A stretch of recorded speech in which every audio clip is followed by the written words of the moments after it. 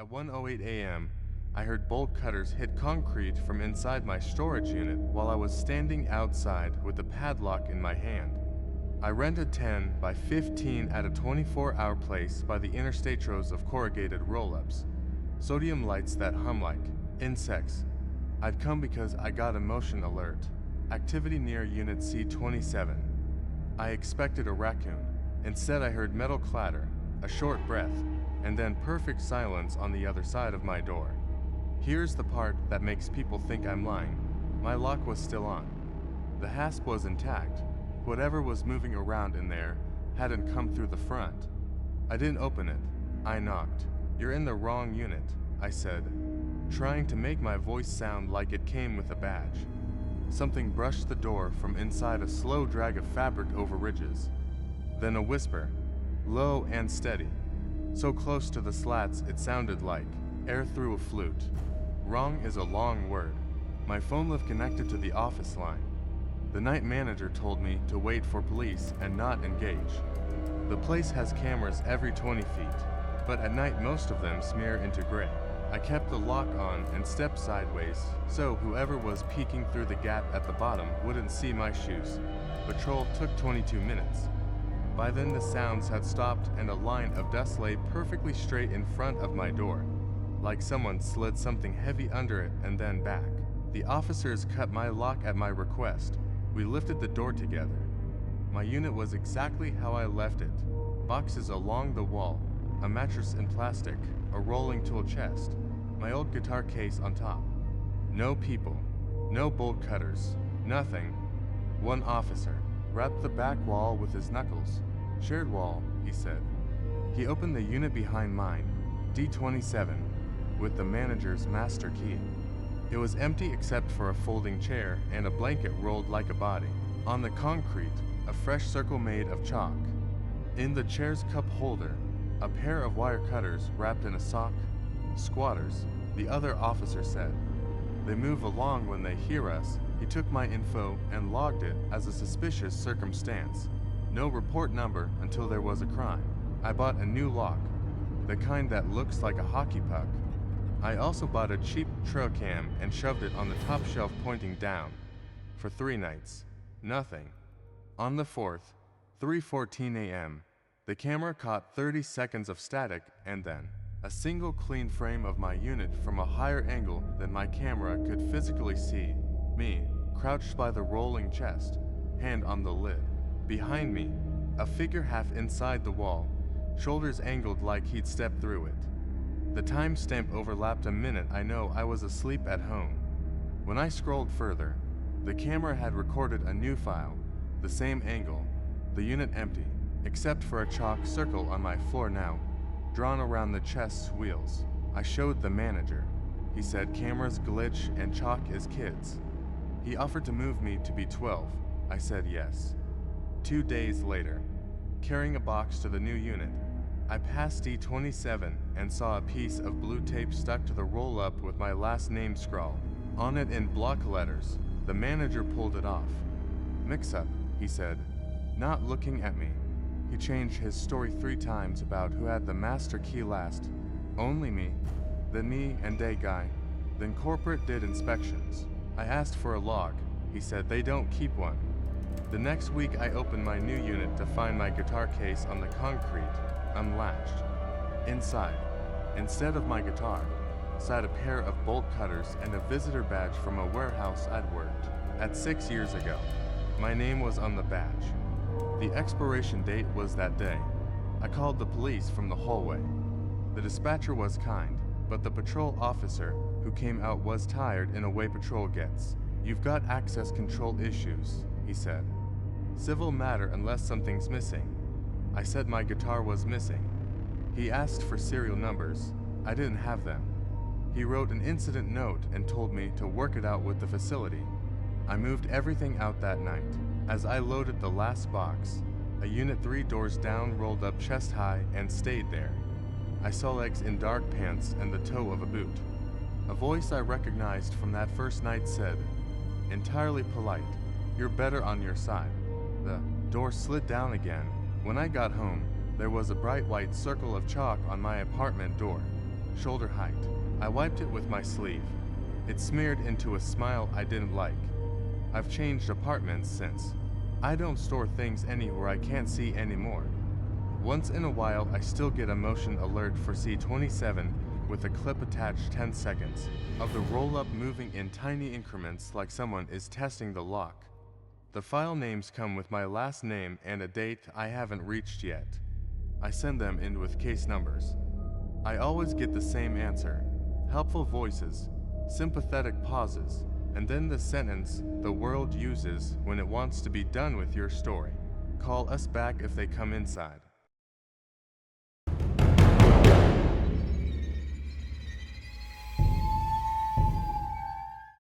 The first time it happened, I thought I hit the wrong button. My smart lock chimed while I was in the shower to tones that mean unlocked by keypad. I live alone. I yelled occupied. Because I didn't know what else to do. I came, out dripping, grabbed a towel and a hammer, and checked the door. Deadbolt retracted. No footprints on the mat. No sign of forced entry. The app said the code used was mine. At 2:06 p.m., while I was busy shampooing my hair, I changed my code. I changed all the codes. I turned on two-factor like my life depended on it. For 3 days the lock behaved. On day 4 the door locked itself while I stood in the kitchen making coffee. The bolt thunked like a period at the end of a sentence no one wrote. The app showed lock by guest code. I don't have guest codes. I factory reset the lock and my router. I bought a new router. I told myself interference, a neighbor's device, a ghost in the mesh. Then small things started moving. My shaving cream was on the sink when I keep it in the drawer. The toilet lid was down when I leave it up. A spoon lay clean on the counter I hadn't used. The Ring camera by the door sent a motion snapshot at 3:11 a.m. A Grabler at Human High Tan then flagged itself offline for updates. In the morning, the app's event log had 3 deletions with a note I didn't write. Maintenance mode. I called the lock company. After an hour of hold music, a tech told me no one had logged in from a new device. Can anyone else know your code? He asked. I said no. Then it has to be a local trigger, he said. Or physical access. He suggested I call the police. An officer came by, took a look, and told me, without signs of forced entry, it's hard to prove intent. He offered to do extra drive-bys at night.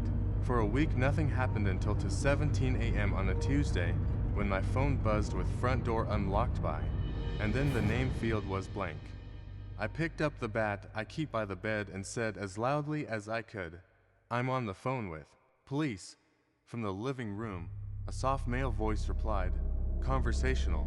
They can't come in unless you ask. I hit every light. No one stood in my house. The back door, which has a normal deadbolt, was still latched. I opened cabinets, stupidly like a man in a commercial looking for snacks. On the inside of the front door, taped above the peephole, was a small square of white paper with for numbers my old code written in neat block print. The tape was a kind I don't own. I called 911. The responding officer walked the place with me and wrote an incident report that said possible unlawful entry. No suspect seen. No damage observed. He told me to talk to my landlord about rekeying. The landlord said it's on me if I want to change the hardware. I set simple analog traps, a hair across the bathroom door frame, a tiny pile of salt behind the door. Twice I found the hair broken and the salt footprints smeared. Twice the ring went offline for maintenance.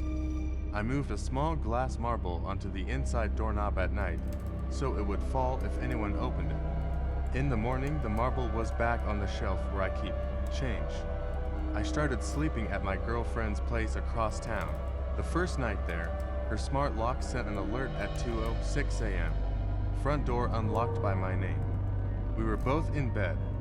Her log showed the code was used at the keypad. The ring caught nothing. At 2:20 a.m., a new device joined her Wi-Fi network, a generic Smartha_1043. It vanished before I could block it. Her doorbell rang once. Politely, no one on the porch. We called the police.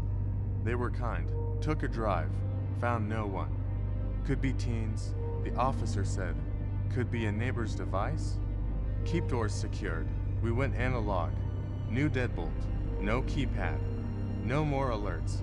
For 3 months I relaxed enough to joke about it. Then a letter arrived from my building's management at my old address. Stamped urgent. Your lock has been replaced as part of safety upgrades. Old codes will still function during transition. I hadn't requested anything. I drove over. The manager shrugged. The contractor had a work order. He wouldn't show me from who. My old door had a fresh keypad and a little sticker that said managed by a company I'd never heard of on the floor inside. Under the mail slot lay a small slip of white paper with the 4 numbers of my new code, the analog deadbolt at my girlfriend's place, written in the same neat print. The detective I finally got on the phone said without a suspect, without video, and without forced entry, there's not much to do. It's a civil matter unless we can prove criminal intent, he said. Document everything. He suggested I move. We did. We live in a building with a physical doorman and hard keys that make old-fashioned noises, sometimes at 2:06 a.m. My phone still vibrates with phantom haptics, and I swear I hear a cheerful chime from a device I don't own. When that happens, I get up, put my hand on the real bolt, and count to 4 like I'm reading numbers off a card someone else wrote for me.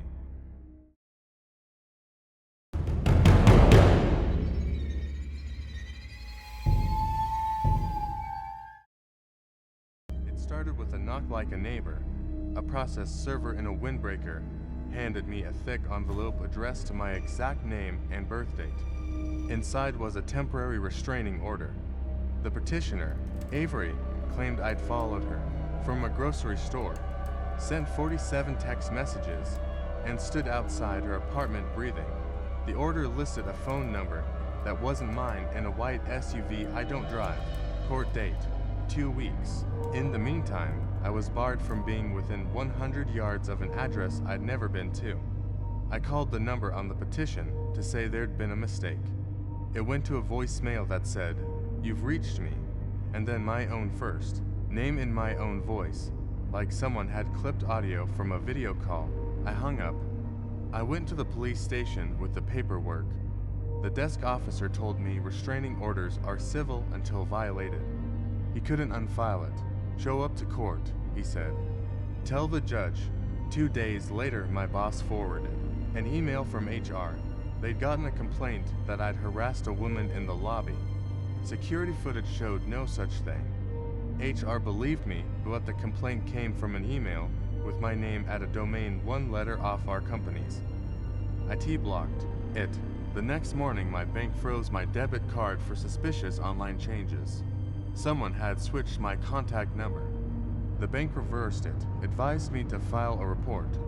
The police took a fraud report and told me to place holds with credit bureaus. Helpful, procedural. Then the call started. Block numbers. Silence. Then a soft breath in my ear. Once, a whisper that sounded like my name trying on a different mouth.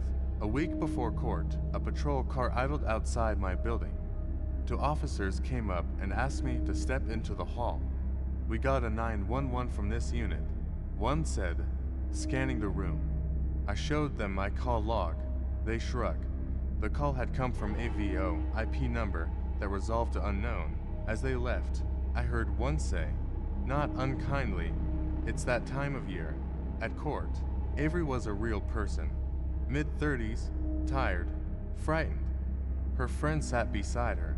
When the judge asked for evidence, Avery pulled out a stack of printed text from a number that matched the petition. The messages were ugly. "See you soon. Don't run. Smile for me." They came with photos of her grocery store, her gym, her front stoop.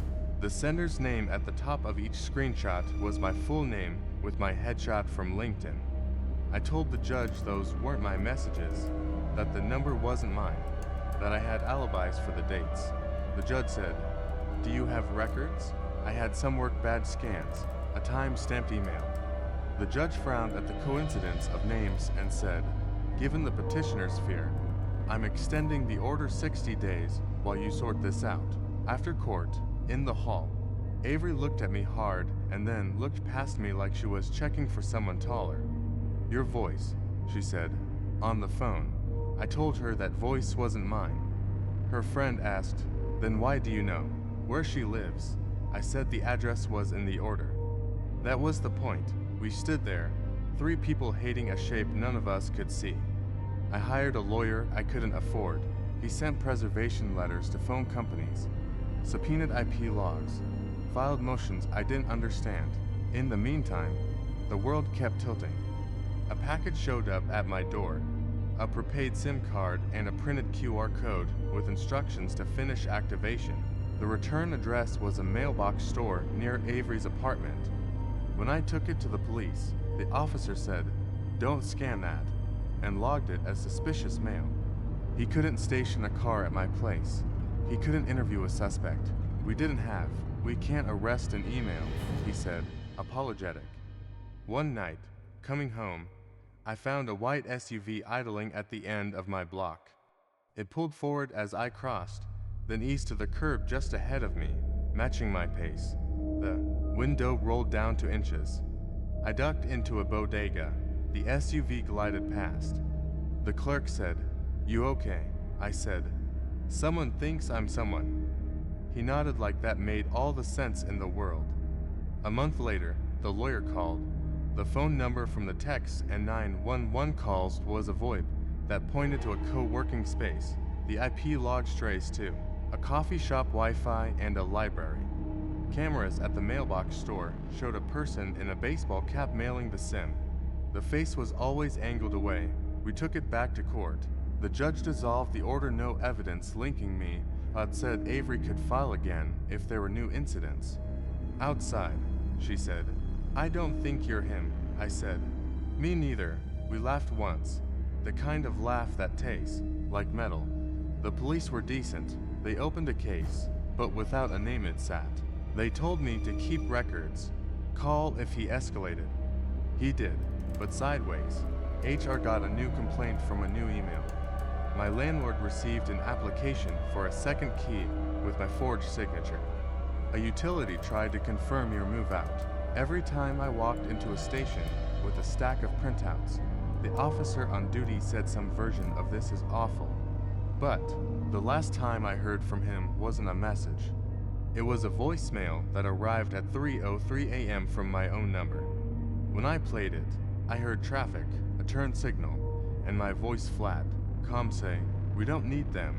My call log shows a 1-second call placed while my phone was on my nightstand. The carrier has no record. The police took a report and told me to get more cameras. I did. Mostly what they record now is me making sure doors are locked while a white SUV I can't prove exists chooses different corners to practice idling. I used to think the scary sentence was the police are on their way. It turns out it's there's nothing we can do.